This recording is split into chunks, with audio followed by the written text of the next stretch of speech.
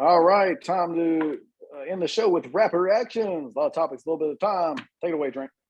Let's roll, baby. Eagles center Jason Kelce has been contemplating retirement again this offseason, but announced he will return. He would be returning for a 12th season last night.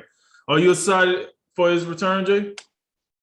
No, well, he's a center, so I don't know how thrilled I can be about a center. But he's perhaps the best center in football, and coming back to be the dude that snaps the ball, Jalen Hurts. I think there's something to be said for that, and he's definitely means a lot to that organization. So about as excited as I can for a center, I'll say that. New York Knicks backup forward Cam Reddish will miss the rest of the regular season with a right shoulder separation. Big deal, little deal, no deal.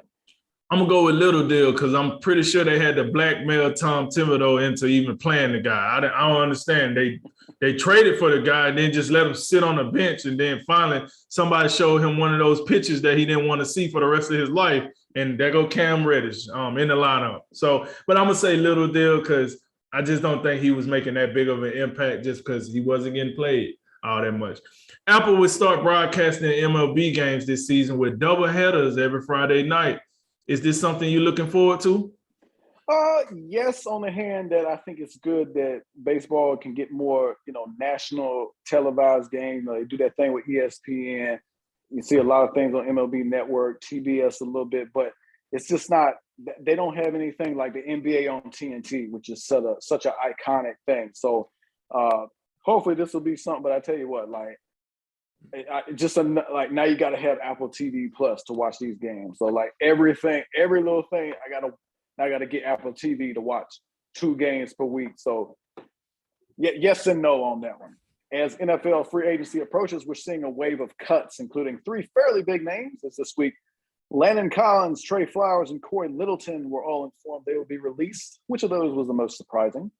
I'm gonna go with Landon Collins, man. I thought, I thought his position was pretty locked in over there in that division. But I mean, like you said, all 3 of these guys are pretty surprising, but I just go with Landon Collins because that's the guy that sticks out to me more. But hey, man, it just show you, man, one day you're good, the next day you're not. Georgia has fired men's basketball coach Tom Crean after 4 seasons and a 47-75 record in 4 seasons, which include a 6-26 record this year. Any reason they should have kept him around?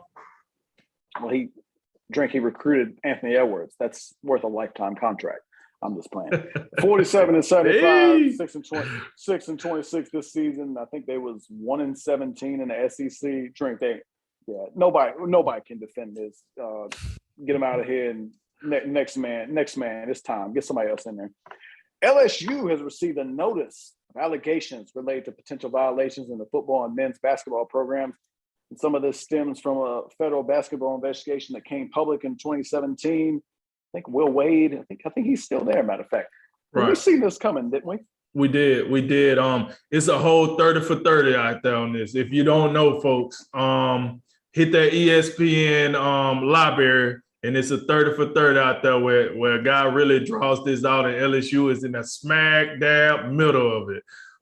As far as the basketball program, we know with the football program, that's a whole different ball of wax, if you ask me. But yes, we definitely seen this coming. But LSU is LSU. As you can see, the coaches are still there. I mean, yeah, Orgeron's, he's gone now, but way after the allegations started, just like Les Miles. Now wait. So, LSU doing what they do. The Chicago Cubs have extended the contract of manager David Ross through the 2024 season with a club option through 2025. What do you make of this decision? Somewhat odd, because we know at the trading deadline last year they traded everybody. So I guess that speaks to they have a lot of confidence in the manager David Ross, and I guess they're saying, look, we believe in you. We know we got a lot of work to do, but we're gonna rebuild, and we think you're the guy to lead this rebuild and get us back to where we're going. So I guess judging by this extension, hopefully within the next 3 years, they're back to being a contender. Reports from Wednesday say the Giants are making moves. they're going to pursue quarterback Mitchell Trubisky when free agency begins. It seems a little odd. What do you think that's all about? Sometimes I just think, how would life be if I wasn't around, man? It's just like some of these decisions just make me just want to just run my head into this wall and never think what in the hell has Mitch Trubisky done for his name to even be brought up in free agency? Oh, let me guess. Maybe it was the coaching. Maybe he needs a new coach, right? Listen, first of all, whether this is true or not, I get it. Brian Daboll, he's the new head coach. We've seen what he did with Josh Allen. Mitch Trubisky was the backup, so maybe he can work that magic again. I get that. But then what happens if he don't do that? Now you got two sorry quarterbacks that you can't even rub together to get 10 touchdowns. Like, what are we doing here? What are we doing? Like, golly, you couldn't find a better option than this? Come on, New York. Are you the Jets or the Giants? Because you're out here like the Jets right now. This is a New York Jets move. You're supposed to be above this. Guess not.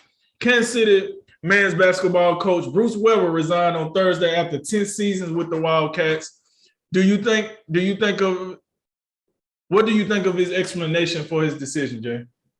Well, I like the fact that he was talking about, like, hey, man, we did things the right way, and I'm not caught in all these NCAA violations and all that type of thing, which I think there's some merit to that. But I also think, like, it was just weird that, like, he said, I'm resigning, but I want to coach again. I hope there's an AD who will, like, give me another job or something. I just, like, why don't you just resign? Just take this day to resign.